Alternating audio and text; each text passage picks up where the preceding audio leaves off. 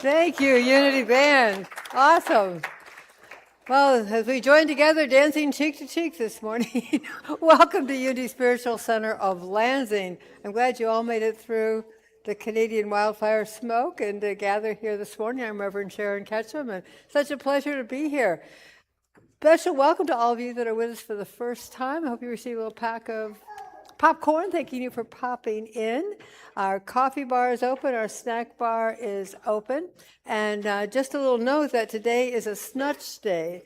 Snunch is less than lunch, but more than a snack, because we're having a little town hall that's open to everybody after service. So we have a little food that'll be coming out after service, too, to kind of tide us over.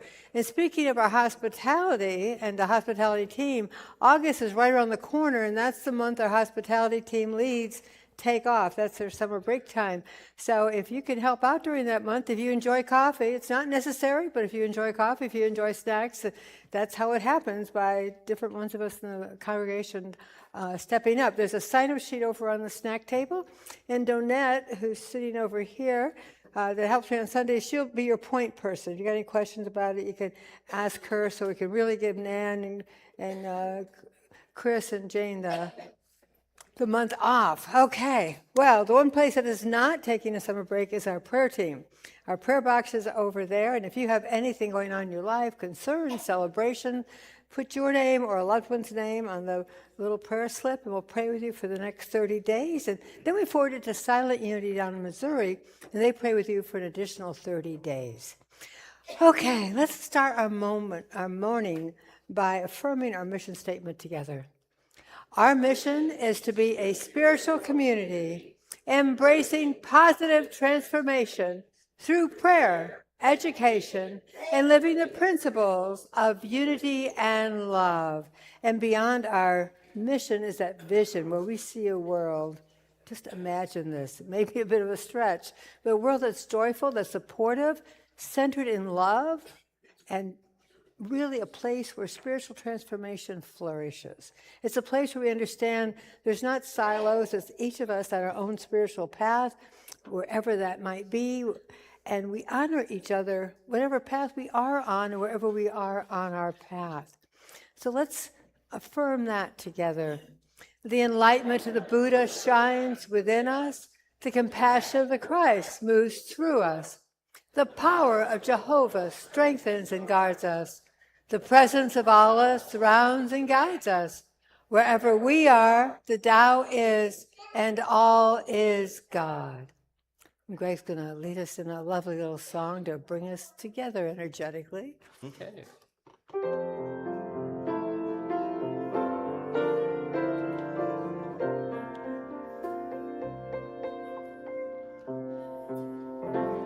I'm here to remind you of your magnificence, to help you awake to all the wonder that you are.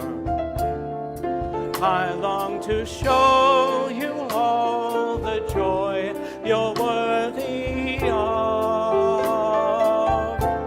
I'm here to remind you how much you're truly loved.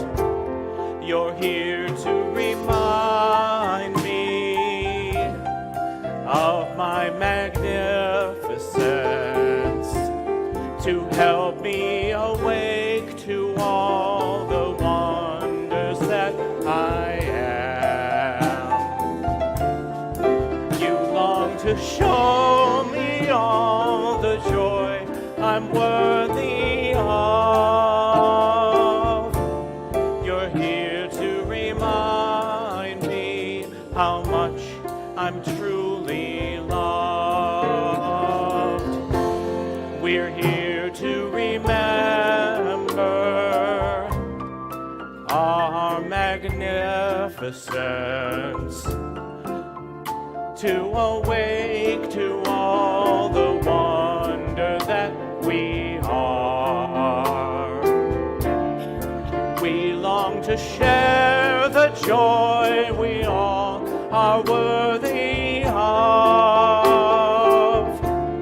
We're here to remember how much we're truly loved.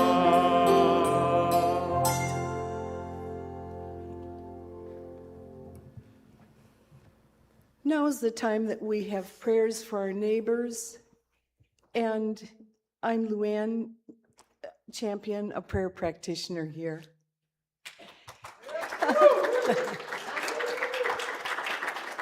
As far as the cycloporiasis breakout, it's coming within better parameters since the CDC has done magnificent work at tracking down what they say is the believable cause, and let us all know how to best prevent against that. But we'll hold in prayer those affected by that today. And the flooding in Texas, the last flood warnings were Friday morning of the waters coming up, and we hope that at this time that they've receded now. Many communities are banding together to help in the aftermath and are finding the spirit of life, love, and community within each other.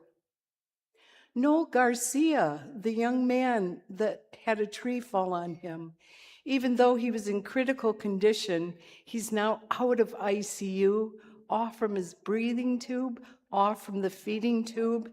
And the greatest experience is that he was able to lift his knees up towards his chest.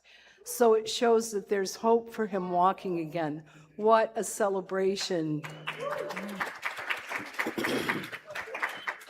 And as we know, the Canadian wildfires we just have had a fraction of what the Canadians are experiencing.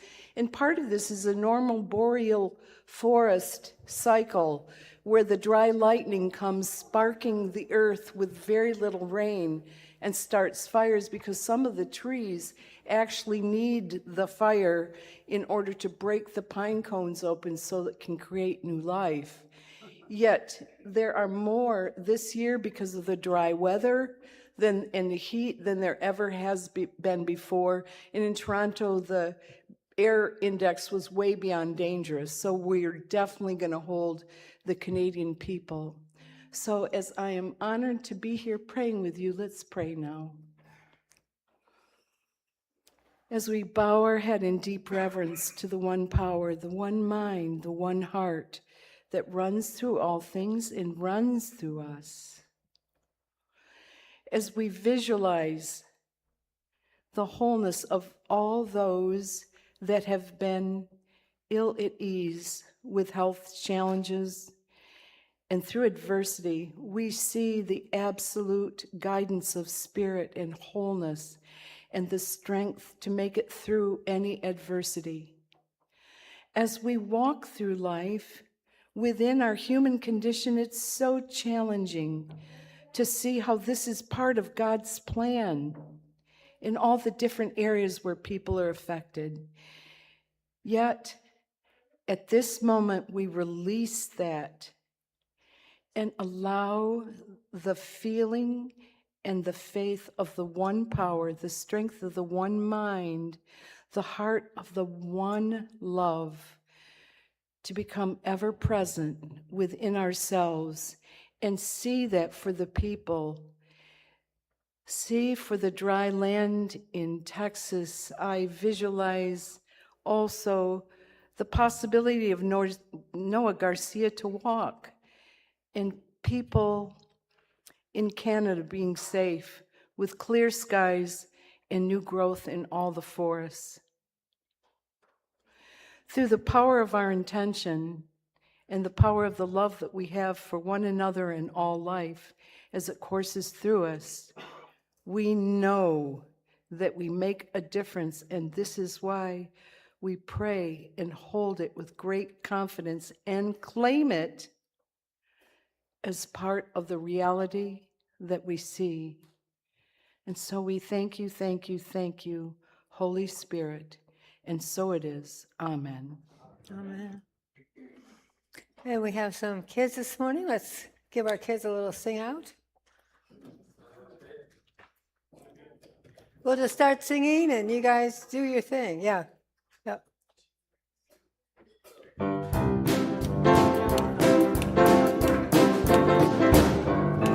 This little light of mine, I'm gonna let it shine. this little light of mine, I'm gonna let it shine.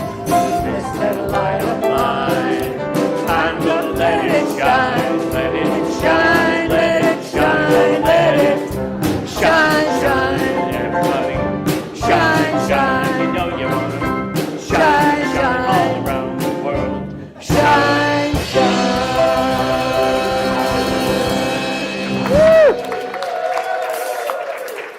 Boy, you guys are shining so bright. I need my sunglasses on here. Okay, well, chance to talk with your neighbors at your table. What's the funniest thing that's ever happened to you on a road trip? Maybe some ridiculous shortcut, a chance encounter, an urgent bathroom break, or the unexpected consequences of finding something to entertain the kids in the back seat. So you can trust the people sitting at your table. You can be honest. Oh man, funniest thing on a road trip. Mine was When I was a kid, my aunt and uncle took me with their 3 kids on a road trip from New York to Texas. Oh my. And Dawn was little, and she had to go potty, and we had a little potty in the Oh car. no. Okay. Okay. And Aunt Joan chewed out the front window, but the back window was open. So the pee came back in all of our faces. Oh no. And as Oh. kids, pee is like, oh my God, I'm That gonna die. that's awful. I mean, it's great, but I mean, pee is sterile, but Yeah. just as kids' mentality, Anyway, it was just so funny. I can't really think of anything. Did you ever run into anybody that surprised you on the road? Sometimes running into somebody like you're 100 miles from home and you run into somebody you know, going to the gas station. I really am not thinking of anything. I mean, I remember. You got a lot of miles under you. That's true. That's true. It's like I know how to read a paper map, and been all over the place, and met a lot of people, but nothing hilarious is coming to mind. I'm sorry. Well, it might just be interesting. Yeah, just My friend Susan has given up her home and is living now in an RV, and she's on day 3 of her new life. who? My friend Susan in Canada. Oh, okay. And she's another minister, and she talks to the voice box. She has throat cancer. Yeah. And the cat got loose. Oh no. Day 2, right? So she went and got a new harness. Okay. Wow. Yeah. Okay. If I think of something, It'll probably, this will start coming later, maybe. I will let you know. That urine through the window thing. Okay. I mean, that's got to be 70 years ago, and it's like it was yesterday. I can see why. Yeah. Oh my God. Okay. Fun. Okay. So we can go out and shine?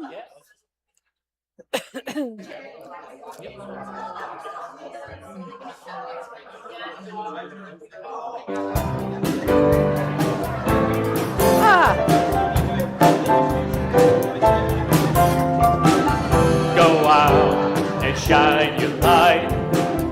You know the time is right. You gotta go out and shine your light. Go out and shine. Go out and shine. Go out and shine your light. You know the time is right. You gotta go out and shine your light. Go out and shine. Go out and shine. Step out and take a chance. Walk the talk, join the dance. Relax, enjoy the ride. Let kindness be your guide. You gotta go out and shine your light. You know the time is right. You gotta go out and shine your light. Go out and shine. Go out and shine. One voice, one hand, one heart. Wanna change, made to start. We're one big family. What's good for you is good for me. Come on, go out and shine your light. You know the time is right. You gotta go out and shine your light. Go out and shine. Go out and shine. Go out and shine. Go out and shine.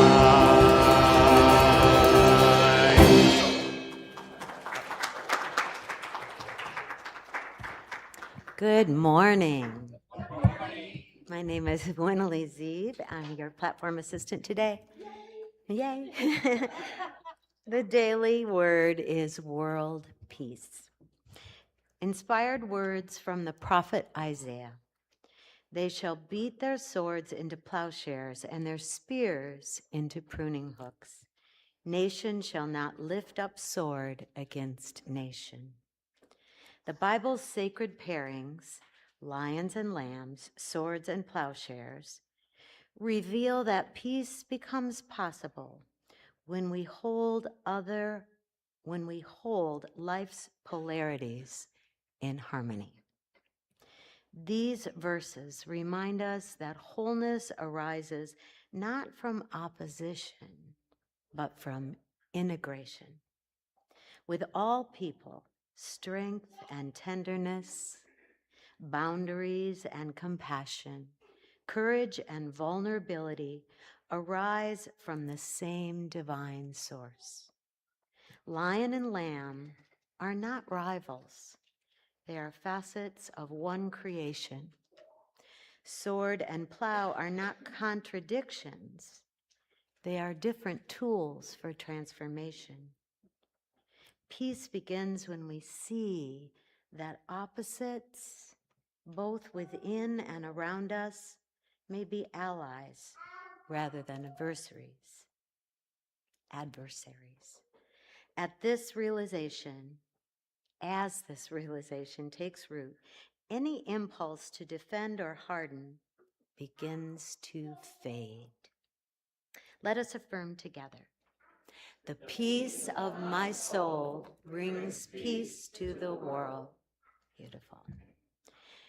During Disability Pride Month, we celebrate the unique perspectives that enrich our world. Temple Grandin, a scientist, author, professor who is autistic, transformed the field of animal science through her ability to think visually and solve problems in innovative ways. She has also become a leading advocate for understanding autism, helping countless people recognize that different ways of thinking are valuable gifts rather than deficits. Grandin reminds us that diversity of mind strengthens our communities and expands our collective wisdom. When we honor each person's unique abilities, we create a world where everyone has the opportunity to contribute their gifts. Thank you, Temple, for setting a great example for all of us. It is my pleasure to invite Tracy Epley to share some inspiring music.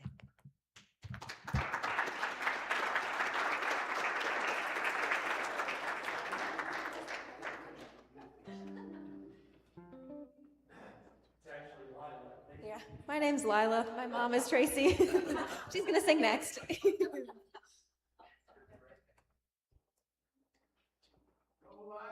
Thank you.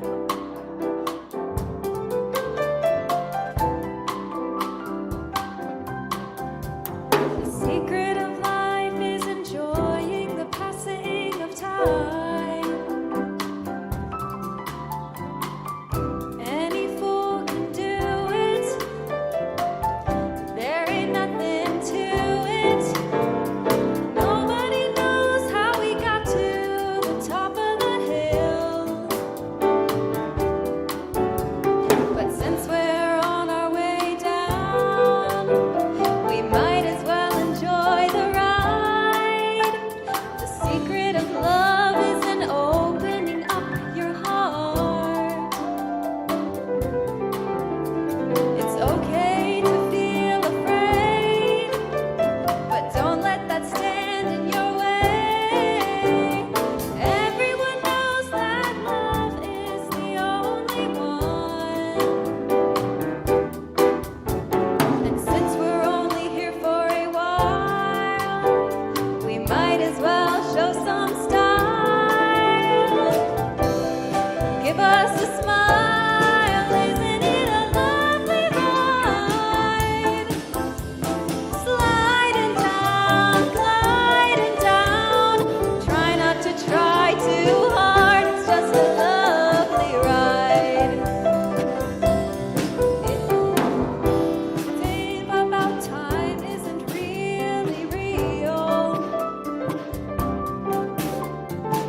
It's just a point of view. How does it feel for you? Einstein said he could never understand it all. Planets spinning through space, the smile upon your face. Welcome to the human race. Oh, such a lovely ride. Sliding down,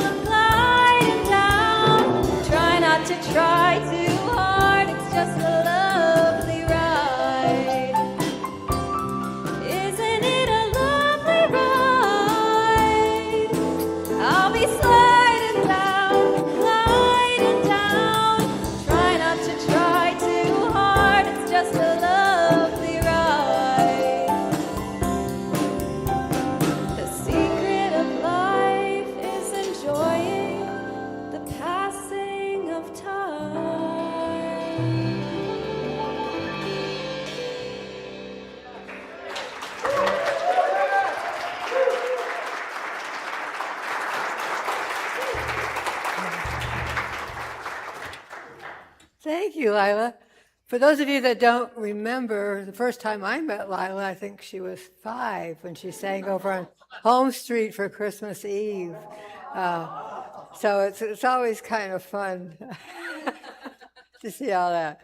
Well, we are on a summer road trip this summer, a little car here, get us traveling in. Last week we talked about packing light. You know, we take a lot of stuff we don't need, and we take a lot of stuff in life that we don't need. And today we're going to talk about trusting the GPS. And, you know, I've gotten very used to it. I'm sure most of you have. I probably lost some skills about my sense of direction by relying so much on whatever my car is going to tell me. But we know that GPS stands for Global Positioning System. But today we're also going to talk about GPS as God's presence shows. Shows the way. God's presence shows in everything that happens. God's presence shows just by looking around us. So just another level, a little metaphysics, shall we say, of GPS. The incredible thing about how much we trust GPS is because it just seems so much bigger than us. So what a great insight for us about trusting our inner, our spiritual GPS, that spiritual connection with the divine, because it's a wisdom that is far greater than any of us can hold individually in our brain, very much greater than any individual perspective that we might have. In fact, I'm beginning to think that even my car GPS, who never scolds me when I do wrong, is probably spiritually more evolved than I am. So if the car GPS is spiritually more evolved, think about how God's presence shows the GPS, how evolved that is. So you get these little pictures to kind of give you an idea of really, we forget what's going on when we're on GPS. There are all these satellites in the air, and they're beaming down on where we are and giving us the roadmap ahead. I mean, it's pretty amazing. And then, you know, you're driving, you're heading to your destination, all of a sudden you hear, turn around and 800 feet, make a U-turn. And you go, what's your reaction? Do you ignore it because you think you know better? Yeah, I mean, that happens too. Or do you go, oh, I missed the turn on that?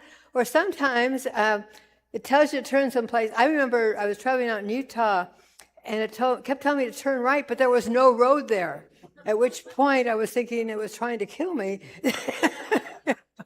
something against me. But it's kind of funny how we give this personality to this recorded voice that's telling us these things, and we decide if we're going to obey or if we're going to, comply or reject or absolutely defy. But the interesting thing is that no matter what happens, the GPS never panics. It always stays on an even keel. It just keeps recalculating, unless you tell it you want to go someplace different. And then it recalculates some more, right? And Spirit does the same thing in our life. When we kind of deny, when we kind of have that kind of I know that's what I'm supposed to do, but I'm going to go over here. It's just Spirit just keeps going to go, okay, we'll just recalculate on that. There's other experiences you're going to have. There's going to be another story that you're going to have. So this summer, it's like we put our intention into our own personal GPS, what we want to accomplish this summer on our spiritual growth or personal growth or whatever happens to be calling to us right now. And, the road trip has begun for the summer.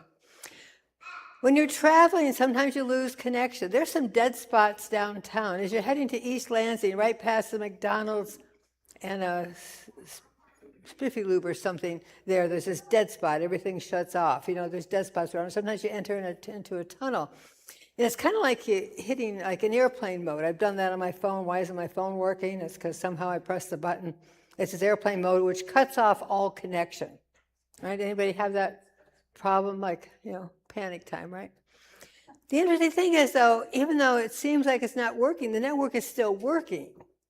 It's only us that have lost access because of something we are doing, like hitting the airplane mode or being in a dead spot, where we are.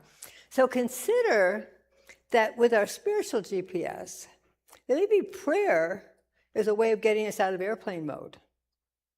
Prayer might be a way of getting us out of the tunnel or that dead spot where we just can't receive anything. That taking that time to just calm and breathe might be just a way to reset our connection to that incredible network. Because it's never that there's no signal coming to us. It's never that there's no information coming to us. It's just that we are not open to receive it. For some reason, we have earplugs in, or we're just disconnected in a way. Or we just don't want to listen at that time because we're just so sure we can make this happen. We can make it happen. We have a very strong will, and God can do the rest of the universe, so we take care of this problem ourselves. I bet you there's a lot of people here that remember the AAA triptychs. Now, for those of you who are too young to know, it was a map that was a little flip chart, and it had your route out. Now, the thing of it is, if you missed a turn, it didn't tell you. And whoever's watching the trip ticket, you're driving, somebody else is the navigator, and I can't find where we are on the map. Now you're panicked because you have absolutely no idea of knowing where you are. And usually they put in a big state map with it, so you'd open up the big map, which never fits into a car, and you're trying to find this little section on this great big thing that you're going through. It was kind of intimidating, to say the least, because we never really see the whole map. We're really focusing on where we are at that moment, just like the electronic dashboard on our car. When we're driving that GPS, we don't see everything. We only see, a few miles down the road, as opposed to the GPS that has this huge satellite vision of everything that's going on, much bigger vision. Does it ever bother you when it comes up and you only see a little bit, because you kind of want to know what's ahead? Like, I'd like to know, where's it likely there's going to be a gas station or a rest stop? Excuse me. But yeah, we're only given so much to see. And boy, does that take a little bit of trusting, just knowing, just going only as far as I can see. It'll be okay. Only as far as I can see. Oh, I'd really like to know how this ends. I mean, I don't go to the back of the book to read the ending, but I'm really anxious to get there, right? Excuse me. Yeah, thank you, Canadian trees. There's a proverb that says, trust in God with all your heart and God will direct your path. Trust in God with all our hearts and we'll be directed. We'll be divinely directed. And it's not that we can't see, it's that our perspective is limited. We can only see so far. Versus like on the GPS, the satellite gets to see the whole world and put us in relationship to it. And think about divine mind. It gets to see not only everywhere and every place, but also every time. I mean, there's no dimensions here. We're beyond all dimensions. So a much greater view than we could. Sorry, I just need. She's filling it up.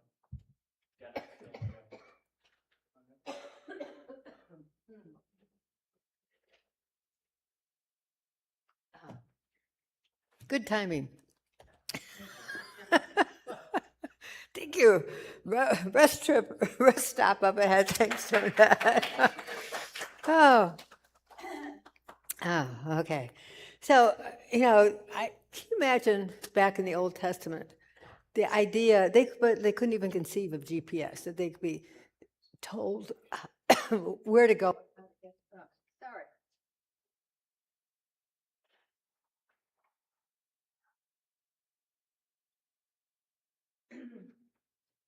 Okay, here we go.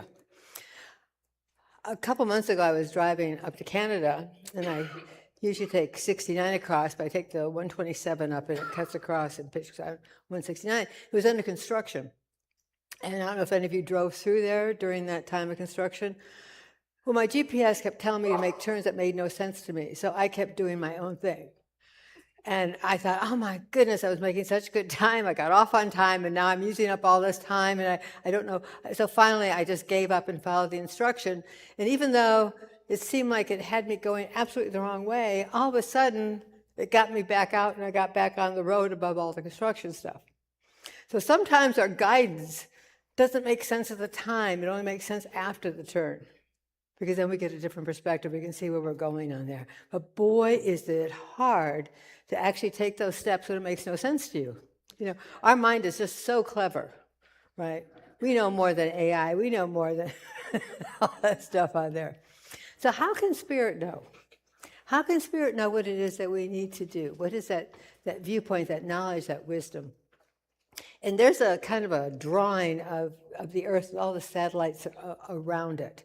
And the GPS is connected to such a larger system. There are 16,000 satellites out there. 11,000 of them are American. So think when we're driving, there are 16,000 pieces of technology that are helping us. Does that blow your mind? I mean, here we are, this one individual on a planet of 8 million people, and they've got 16,000 satellites working for us. Wow, pretty amazing.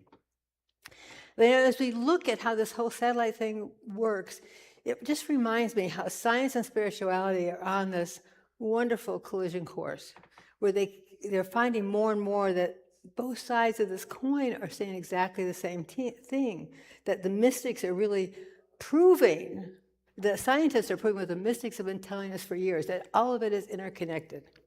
All of it is interconnected. There is no exceptions. I haven't quite figured out the mosquito part yet, but I know somehow it's connected on that.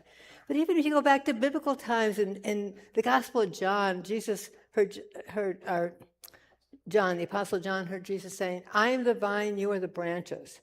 Not that we're separate, but that we're connected. This is the source, you are an extension of it. All the way back then, that ancient idea, that ancient mystical understanding of what life is, of what this whole experience is. And a lot of other people, naturalists like that, talk about it too. John Muir said, when we try to pick out anything by itself, we find it hitched to everything else in the universe. Isn't that great? We try to pick out one thing, and it's hitched to absolutely everything else in the universe. And Thomas Berry, the universe is a communion of subjects, not a collection of objects. Wow. A communion of subjects, not a collection of objects.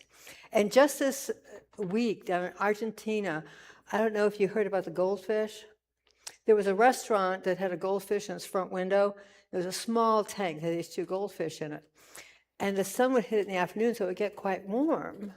And of course, fish don't have their own heating system. So these fish were getting, heat and then colder at night. And then little kids would tap on, the aquarium, which if you're a fish, this is just like, it's like an internal earthquake as you're going through.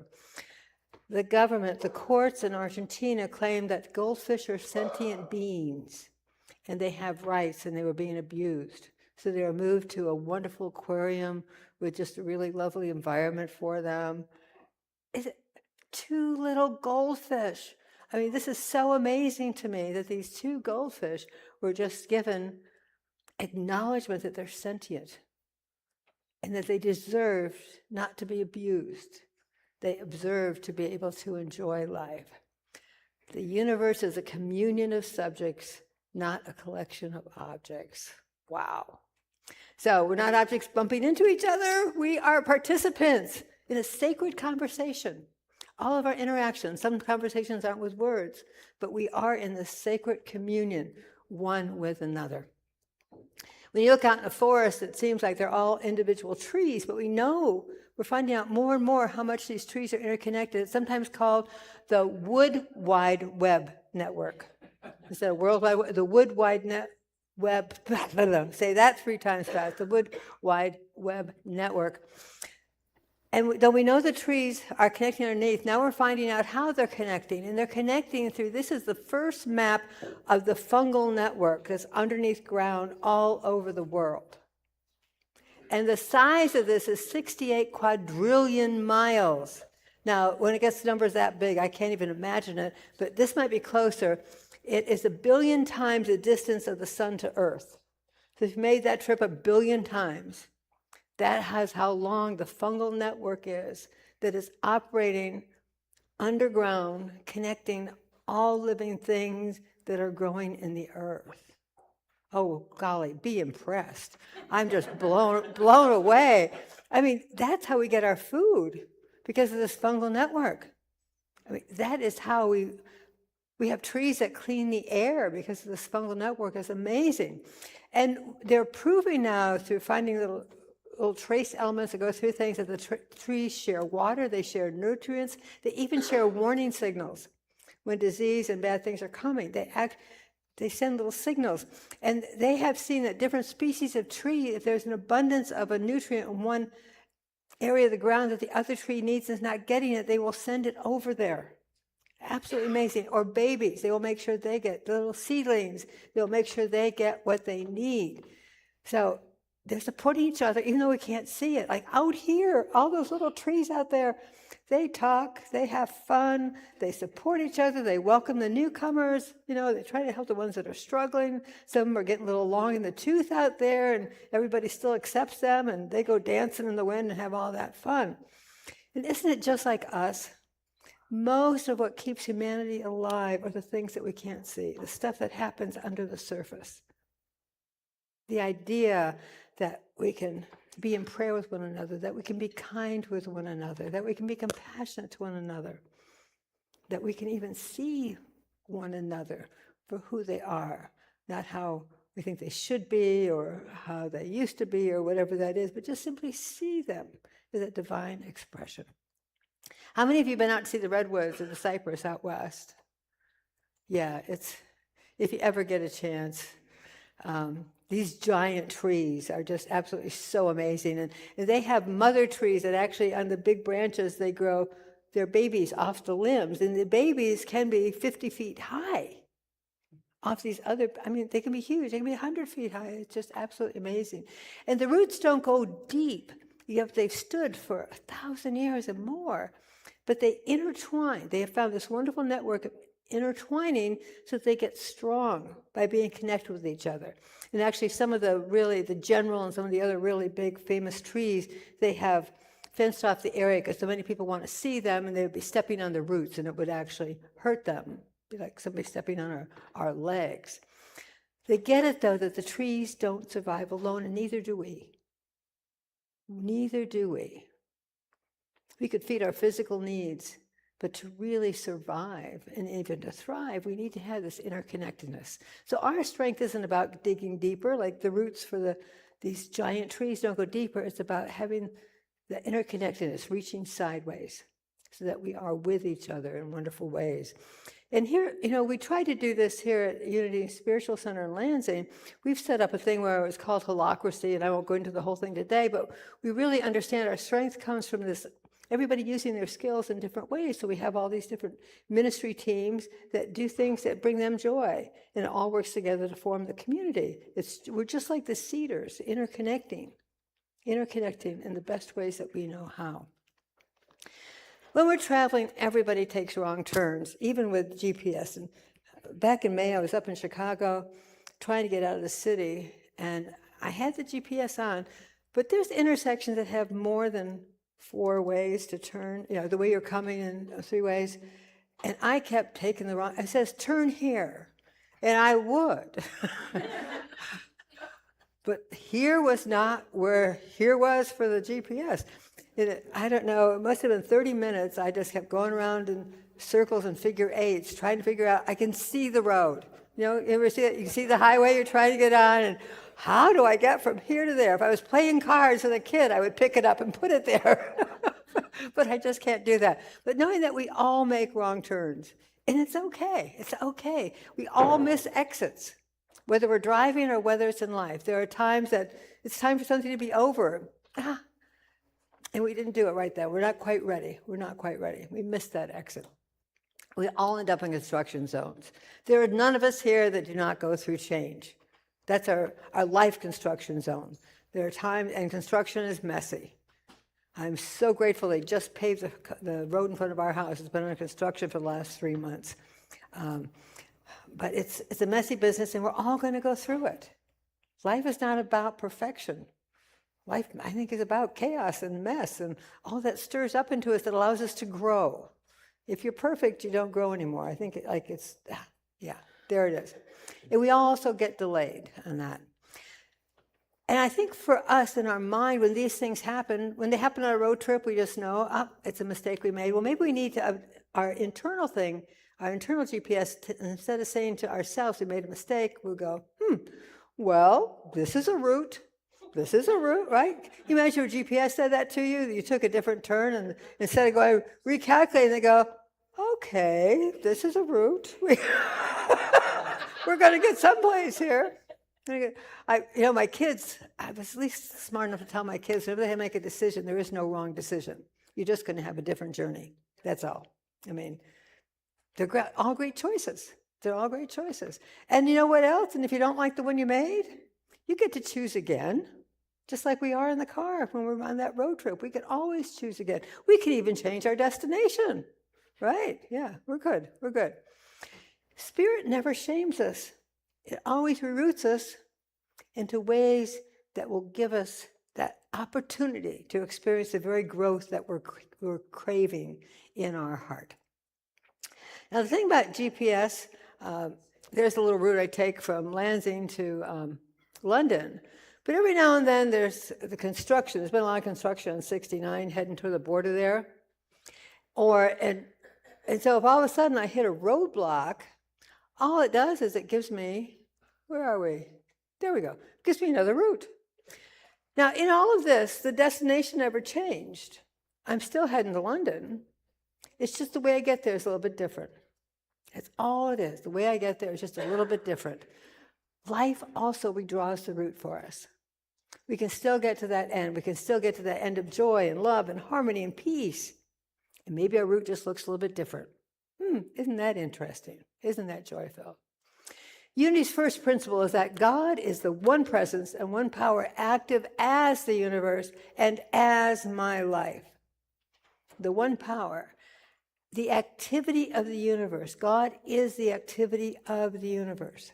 I think that's a real key part of this first principle that we really live on in unity, that there is only one power and one presence. And if there's only one power and one presence, there is no place that is outside the range of this divine mind. There is no place where we can be separate except in our minds if we want to look the other way. I mean, it's all we're doing is looking the other way. Even when we're on a detour, divine mind is always there with us. It's our strength, it's our comfort, it's our guidance as we go through these things. And connecting with Spirit is not like plugging into a wall, like a wall charger. It's more like being the wave of an ocean. Plugging in, you can separate. And sometimes we think about God, going to prayer, like all of a sudden we've been separate from God. We're going to sit down and pray. Now we're connected. Plug the phone in to charge it. No, but think about the wave in an ocean. That wave raises, but it's never separated. And it's always connected. The wave comes up again, always connected. Sometimes changing form, sometimes changing direction, always connected. That is, I think, a big key difference for us to get into our thinking when we talk about oneness, when we talk about one power and one presence. It's not that we have to plug in. We are already plugged in. We are beyond plugged in. We are the wave in the ocean that can never be separated from the ocean. When the Apostle Paul was going around developing this concept of Christianity, he went to Athens, and there they have statues for all the different gods, and there's one god that said, "For the God we do not know." And the elders of the town, the government of the town, talked to Paul about, what are you telling the folks here? You're trying to stir things up. What's going on? And he goes, you have this God with no name, so you already know who I'm talking about. You just haven't got it yet, right? And he says, God is not far from any of us. In God we live and move and have our being. In God we live and move and have our being. So of course we have this internal GPS, this internal God's presence showing us the way in all things. And when we make mistakes, sometimes they're so serendipitous. And driving through Pennsylvania, there's a lot of hills and a lot of small roads. And driving one day, I got terribly lost. And I came across this little place, the Zippo Museum.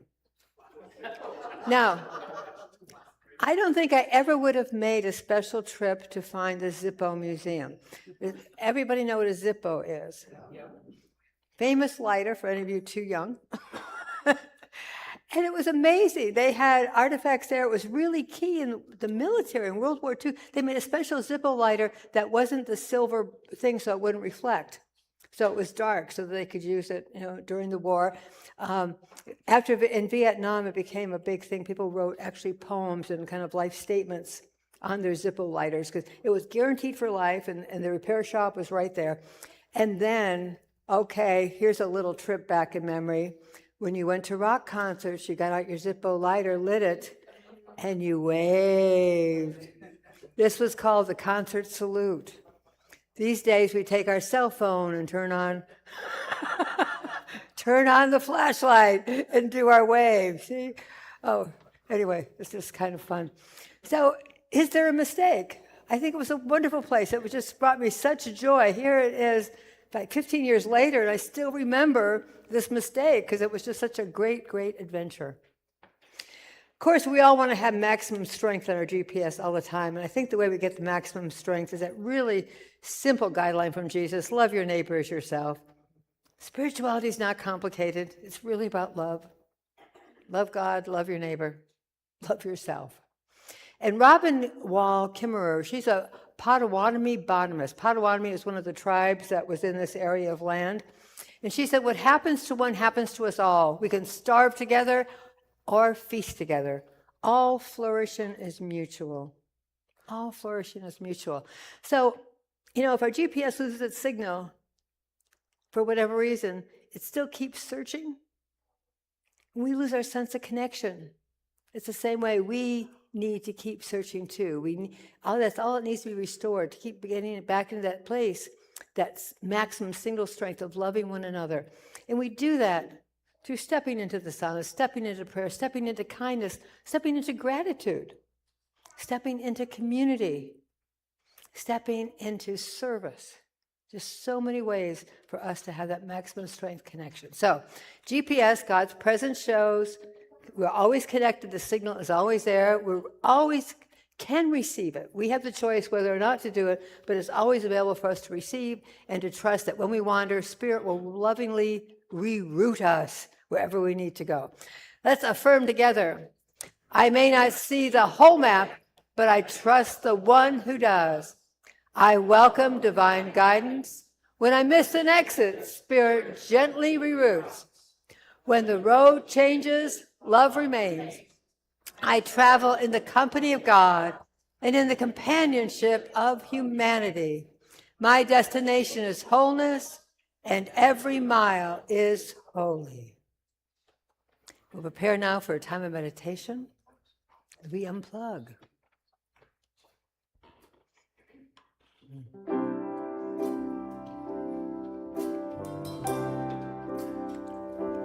Take a breath, take a seat, take a moment, and just be.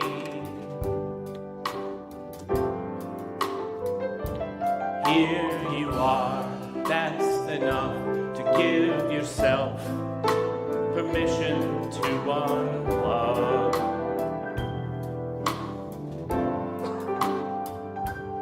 Unplug.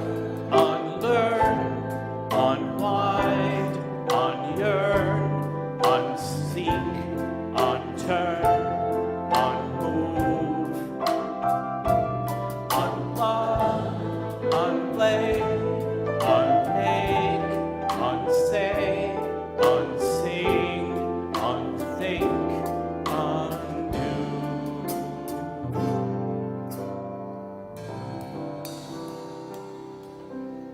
I invite you to close your eyes if that's comfortable for you. And just take a moment just to simply be. Unplug from the demands of the world so that you can be totally connected to internal guidance. Unplugged from that which is fleeting, that which is an illusion, and totally open to receiving the truth of that which is real, that which matters. that which is that clear connection one to another, that full, unhindered, unhampered, unconditional expression of love. Finding ourselves in a place where we can both give and receive. We are in the flow, the wave of the ocean. And as we travel in our life, we come to those points where there is a crossroad.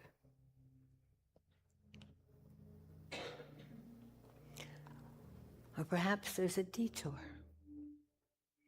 That path, that journey that we had planned so specifically,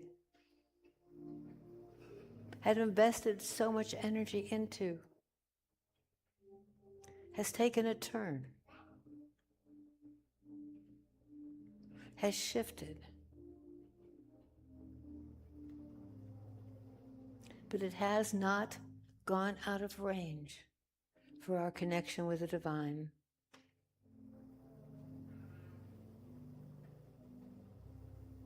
As we allow ourselves to step forward into the unknown, what appears to us to be uncharted, we can rest assured that there is a divine presence, the intelligence of the entire universe, that is in harmony with us at this exact moment, strengthening us, comforting us, inspiring us.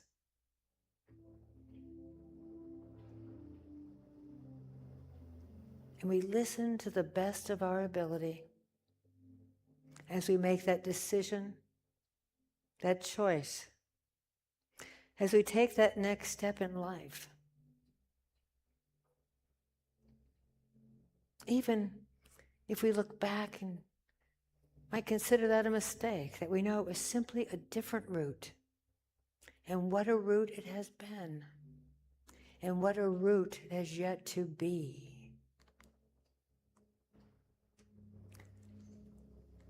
As we consider this life's journey, allow the words that I speak now to be the words of your own heart. I trust the wisdom that guides my journey. I do not travel alone. And at all times and in all ways, love is my true direction.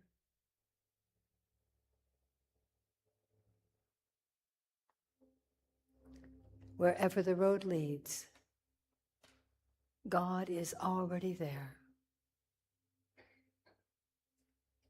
And so it is. Amen.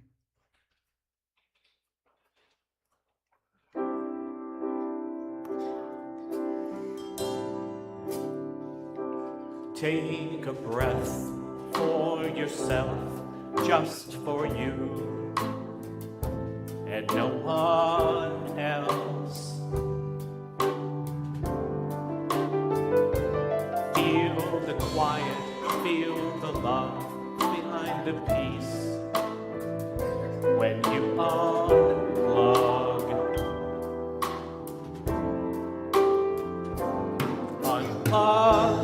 unlearn, unwind, unyearn, unseek, unturn, unmove,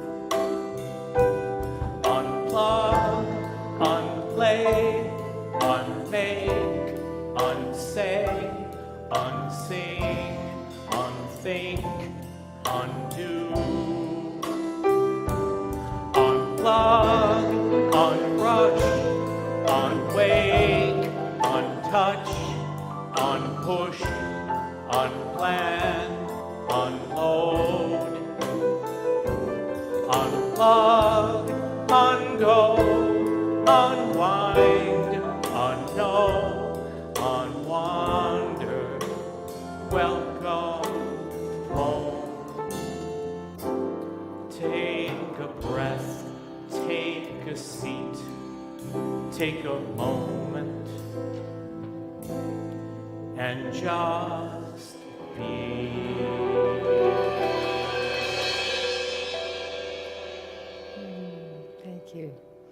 Okay, spiritual practice for the week. Instead of asking, why is this happening? Try asking, what is Spirit trying to show me from this turn in the road? See where that takes you. Right now, our turn is going to be to bring up, is it Tracy? Tracy's coming up this time. Okay, Mom. And Lila. All right. Okay.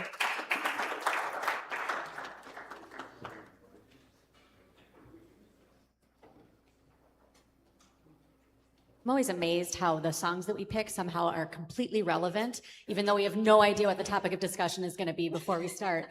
But if we view life as one giant road trip, people are driving next to us in their own cars. They're getting on and off the highway all throughout, our life.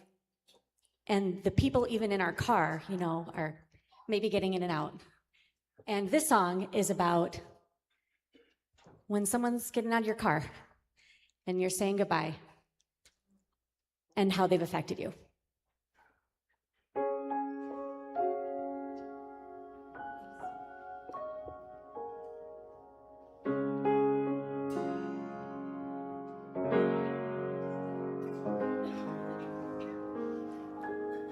I've heard it said that people come into our lives for a reason, bringing something we must learn, and we are led to those who help us most to grow if we let them,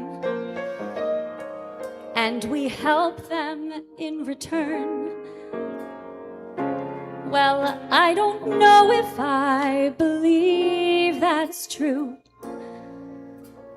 but I know I'm who I am today because I knew you. Like a comet pulled from orbit as it passes the sun, like a stream that meets a boulder halfway through the wood. Who can say if I've been changed for the better? But because I knew you, I have been changed for good.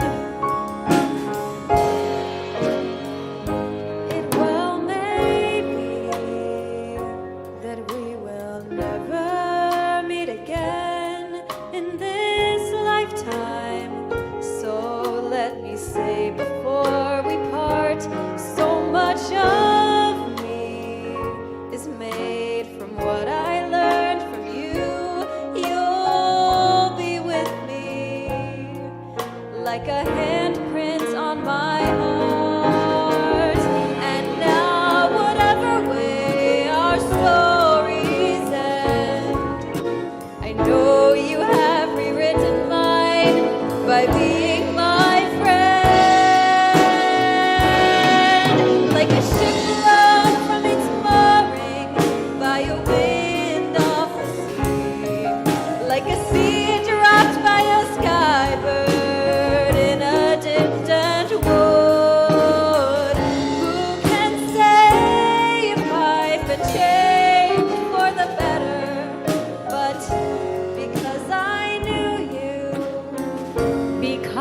I knew you, I have been changed for good.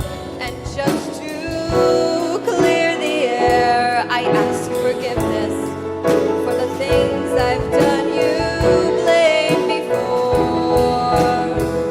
But then I guess we know there's blame to share, and none of it seems to matter anymore. Like a comet pulled from orbit that's oblivious in the sun, like a stream that meets a boulder halfway through the wood. Who can say if I've been changed for the better? I do believe I have been changed for because I knew you. Because I knew you. Because I knew you. I have been changed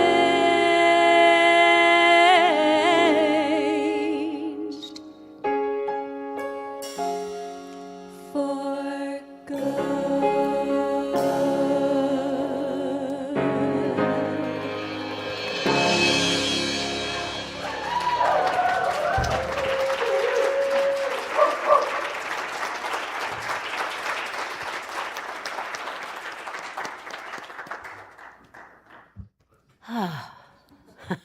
I do believe we have all been changed for the better. Beautiful Epley family. Thank you so much. It was amazing. Let us create a sacred circle of generosity by acknowledging and sharing of the blessings we have received. Giving is not a debt we owe, but a seed we sow. You may place your love offering in the glass jar on the table. If you're using a credit card, use a QR code on the screen to give your support through PayPal. Whether or not you are sharing a financial gifts this week, we invite you to affirm a sacred exchange by placing a hand over your heart or using an affirmation token from the bowl on your table. We bless the gifts of our love and our treasure by affirming together. Divine love through me blesses and multiplies all that I am, all that I have, all that I give, and all that I receive. I praise, give thanks, and am glad. Our circle of generosity includes gratitude to every one of you who support Unity with your loving gifts. Our circle grows even larger as we share those gifts with others. As a tithing ministry, a portion of our tithes is shared with local charitable organizations that inspire and bless us all. This third quarter, we voted to tithe the Southside Community Kitchen. Each week, they serve approximately 900 meals to hungry people of all ages who are unable to physically prepare their meals, or do not have the skills to prepare balanced meals, or who need to stretch to be helped as they stretch their limited resources. Right now, the need is particularly great. Let us bless the work of the Southside Community Kitchen and also appreciate our own blessings by singing, I Am So Blessed.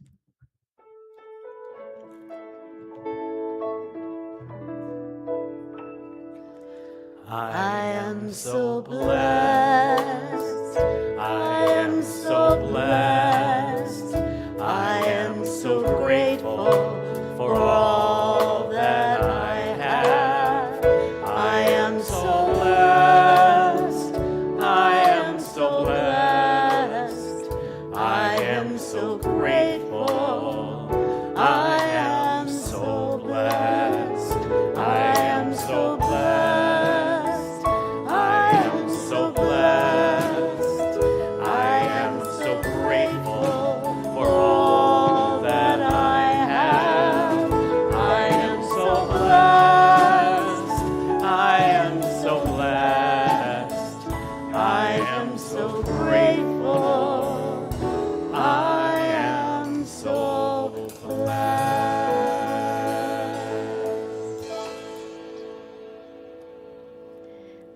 Let us take a moment to deeply immerse ourselves in gratitude by collectively blessing the gifts just received.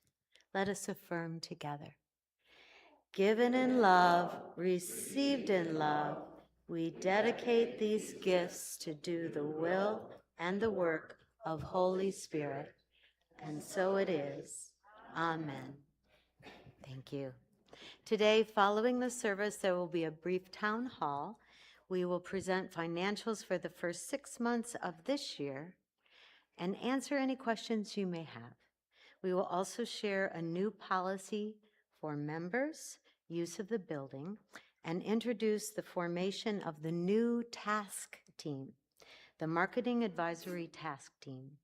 You do not need to be a member to attend the meeting. Bless you. Following the town hall, there will be a brief meeting of the social team to finalize details for our picnic on Sunday, August 2nd. If you'd like to help out with this event, join the group who will be meeting in the activity room. Breast cancer impacts both men and women. Coming up on Wednesday, July 29th, you're invited to tour the Comprehensive Breast Center of U of M Health Sparrow in the professional building. This is a wonderful opportunity to see the latest tools available to help protect us against breast cancer. Prayer tech practitioners are available following the service today to offer you individual affirmative prayer or heart energy prayers. Just come forward by the lectern. Thank you to our prayer practitioners.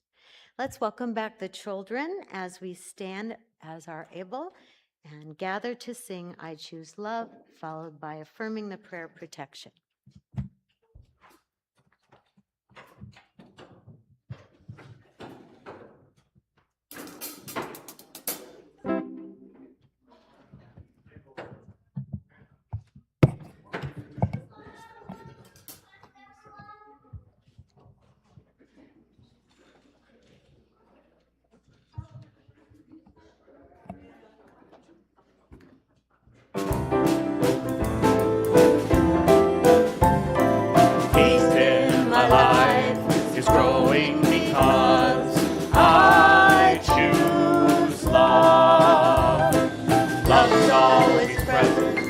What we're made of.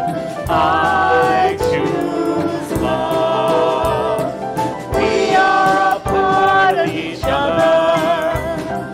We are one. One tie that binds us that can't be undone.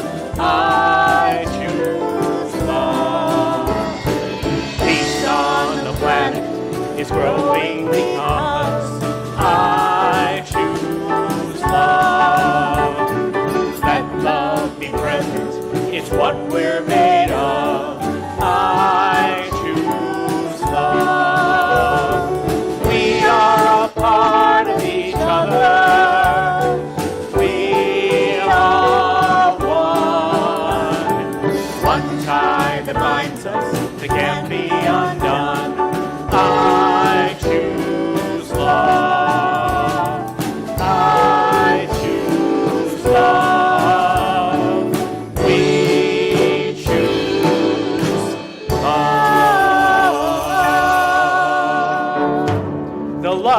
God surrounds us. The love of God enfolds us. The power of God protects us. The presence of God is within us. Wherever we are,